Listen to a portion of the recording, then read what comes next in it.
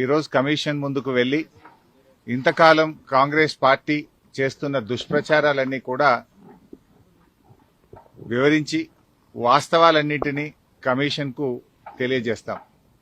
So మా దగ్గర ఉన్నటువంటి పూర్తి సమాచారం అన్ని విషయాలను కూడా కమిషన్ దృష్టికి తీసుకువెళ్తాం. గత కొంతకాలంగా కొంతమంది వ్యక్తులు, కొన్ని పార్టీలు వాళ్ళు ఉద్దేశపూర్వకంగా బీఆర్ఎస్ పార్టీ మీద రాజకీయ కక్షతో బురద జల్లేటువంటి ప్రయత్నం చేస్తా ఉన్నారు. వాస్తవానికి ఒక ప్రభుత్వం విద్వేషంతో కాదు ఆలోచించాల్సింది, వివేకంతో ఆలోచించాలి, విజ్ఞత ప్రదర్శించాలి. కానీ నేడు కాంగ్రెస్ ప్రభుత్వం విద్వేషంతో, రాజకీయ దురుద్దేశంతో మా మీద బురద జల్లాలని ఇవాళ రాష్ట్రానికి అన్యాయం చేస్తున్నారు. ముఖ్యంగా రైతులకు అన్యాయం చేసే ప్రయత్నం చేస్తా ఉన్నారు. నేను ఒకటే కోరుతా ఉన్నా, విజ్ఞత ప్రదర్శించండి, వివేకంతో ఆలోచించండి.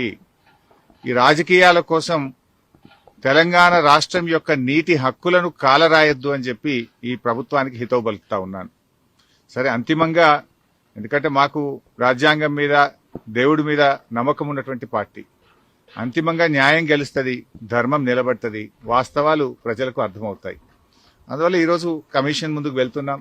కమిషన్ మమ్మల్ని అడిగిన ప్రతి ప్రశ్నకు పూర్తి స్థాయిలో సమాధానాలన్నీ కూడా చెప్తాం, వాస్తవాలన్నీ కూడా వివరిస్తాం. మా దగ్గర కొన్ని డాక్యుమెంట్స్ ఉన్నాయి, ఎందుకంటే మేము ప్రభుత్వంలో లేం. నార్మల్ గా ఏమైతుందంటే ప్రభుత్వంలో దగ్గర అన్ని డాక్యుమెంట్స్ కూడా ఉంటాయి. బట్ మా దగ్గర అందుబాటులో ఉన్నటువంటి సమాచారాన్ని, అందుబాటులో ఉన్నటువంటి డాక్యుమెంట్స్ ను కూడా అందిస్తాం.